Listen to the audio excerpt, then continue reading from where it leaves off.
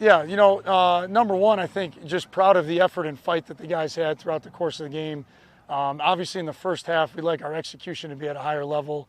The main thing is we're emphasizing is getting our cleats in the ground, getting set, making sure we make the right communication call. I think when we had a couple of those errors in the first half, those are things that are correctable things we've been definitely working on this week to make sure we're better come Saturday. Georgia Southern, probably a little bit different animal than Kansas. What are the differences there as far as your preparation goes? Yeah, I mean, they're a great football team. Obviously a bowl season last year, 8-5 record. And I think, the big thing with them is they spread the ball out. They're going to spread the ball out, throw the ball around. They got an O-line that's physical, that's going to run a ton of, gap scheme stuff, and they're going to have receivers they're going to throw one-on-one matchups to. So I think, for us, it's going to be winning the one-on-ones on the edge and being able to stop the run. I think that's a big thing, making sure our guys, we can get the offense behind the sticks. That'll be a huge part of emphasis for us, and making sure we can get them off schedule. Logan Stute got in late in that game. Just want to get a quick thought on him, his progression, here. Yeah. Could we be seeing more of him? Yeah, I mean, a guy loves the game of football, right? I mean, he's obviously a hometown hero guy, and he keeps getting better each week. Coach Bresky does a great job with him.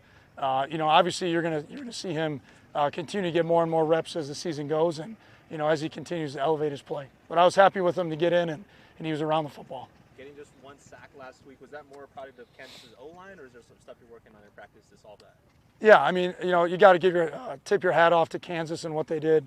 Obviously being able to affect the quarterback and get pressure on him is always a big key for us, and it's something we got to be able to work on and continue to finish plays.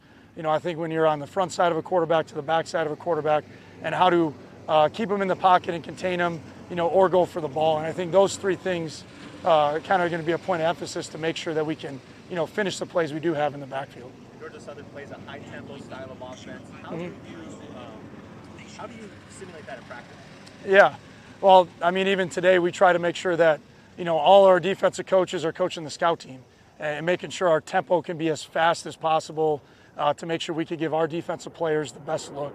And if we could give them faster paces in the game or in practice, that's going to help in the game too for the tempo and getting set. And like I said before, the cleats in the ground, right? That's the most important thing. When a team's tempoing, they're trying to get you, out of your eyes, out of your cleats, making sure you're confused. Our job is to get our cleats in the ground, get our eyes set, get our communication set, so we could just go play ball, and that's going to be the emphasis for us. Every single position group, the starter practice, was doing a tackling drill because of some of the missed tackles at Kansas last week? Yeah, we're always going to work that, whether you have zero missed tackles or, multiple missed tackles. The essence of defense is making sure you tackle. That's a key point of everything. So we're always going to emphasize it. But, any type of drills we do here are going to simulate anything that, we got to work on from the game.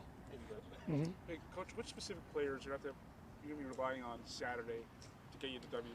Yeah, I think, just starting off with one, Jaden Pearson does a great job for us in the middle, running sideline to sideline, being a captain, being a leader for communication, so that's going to be a big point of it. Cameron Brock is another one that runs the show in the back end, and AZ. Those two guys, captains for us, guys that we rely on for communication, for having the right mindset. They do a great job, and those are going to be, big points of emphasis for us. Those guys run the show for us. Coach, just about all your second teamers also got a lot of snaps in that game.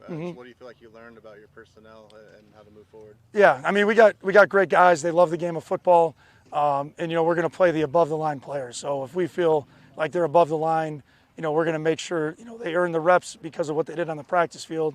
We're going to make sure they get in because we don't feel like there's a drop off from 1 to 2. D-tackle is one spot where those guys didn't have a whole lot of experience going into that game. What's kind of the learning curve for them moving forward after that one? Yeah, obviously just technique, right? So the closer you are to the football, the faster it's going to happen, and making sure you have great technique, great hand placement. I know Coach G and Coach O do a great job with those guys, just making sure that's on point. And I think, when you play a opponent like Kansas, you got to make sure you're correct on there. And we did those corrections, and now, we got a huge opponent coming up with Georgia Southern. You still don't have film on this team, but they've got the same coaches, the coordinators, and quarterbacks. Just how much does that help prepare for an opponent? Yeah, I think, with everything, it's just applying our rules. Applying our rules, what we've seen. We have film on them. They got film from week 1. We've played a game. So there's advantages to both. But I mean, the main thing is making sure we communicate, we talk with our communication, execution, and then being able to react and be able to win first step football. And if we win first step football, we got a shot to make the play. All right, thanks, Coach. So, thank you guys. Thanks for. So you take a look at the film offensively. I'm sure you were maybe a little disappointed in the overall output, but when you watch it with that kind of detail, more encouraged or discouraged about what this offense can do going forward? Encouraged. There's always work to be done. You look at last Saturday's film, the effort was fantastic. I feel like our brotherhood and our love for each other is really strong, the Bulldog way, the way we want it.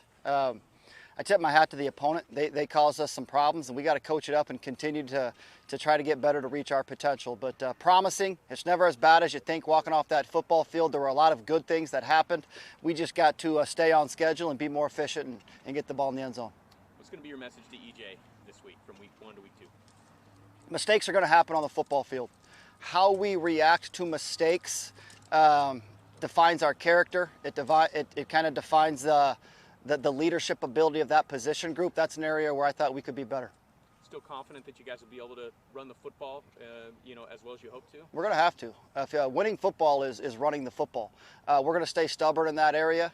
We got behind in the score last Saturday, so that leads to more throws, but we're a team that wants to run the football. Yes, sir. Finally, for me, just something that was really encouraging, when you watched it, besides the effort, maybe a performance from somebody individually that you saw. Yeah, I think, individually, not so much. Nobody to really highlight. Not that there weren't guys out there playing good football. The thing that I was most proud of was our competitive spirit. I thought that we played hard. We communicated at a high level. Our guys were very coachable throughout that entire football game. I'm proud of that. Team average 2.5 yards a carry. What would you attribute some of that to? Negative 31 yards and sacks. Hurts rushing statistics. Not on the same page, committed to the scheme up front, and I do think that defense did a nice job of putting us in some tough spots, stretching out our blocks a little bit, isolating some people in the scheme. Second and third level, we got to make them miss tackles. Not enough broken tackles at the second and third level. The first tackler brought us down too often. We got to be great as ball carriers at creating explosive plays. Are you excited to be coaching in this stadium? Have you heard about what it's like to be at Valley Children's Stadium? I've heard a lot about it. I'm very excited to experience the Red Wave, to play good football. Really excited for Saturday night. And is this team inspired at all?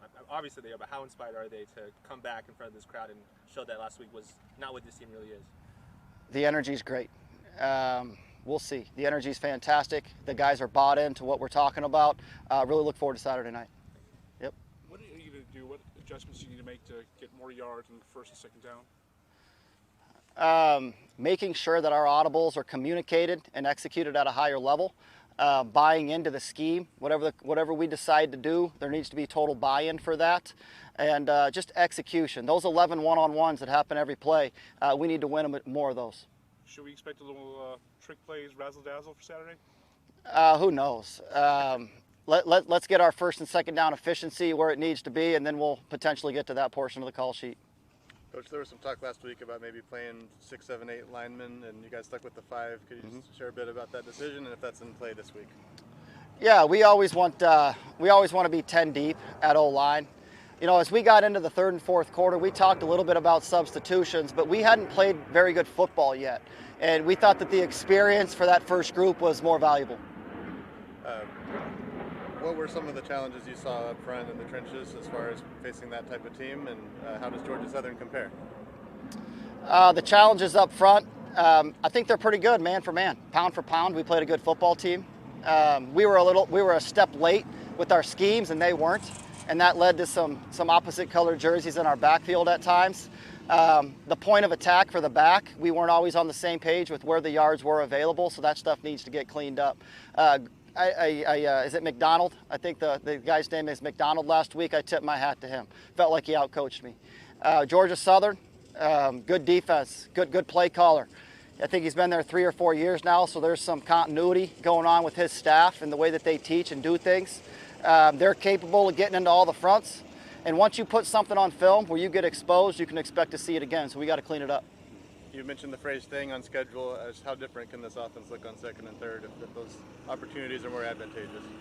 Yeah, I believe in this football team. I believe in the talent that we have. I believe that we're capable of pursuing championship level play and trying to pursue our potential. It takes 11 guys at a time. If 10 guys get it right, it can still be a TFL. We gotta be on the same page and play as one heartbeat. All right, thanks, Coach. Thank you. Thank you guys. Appreciate it.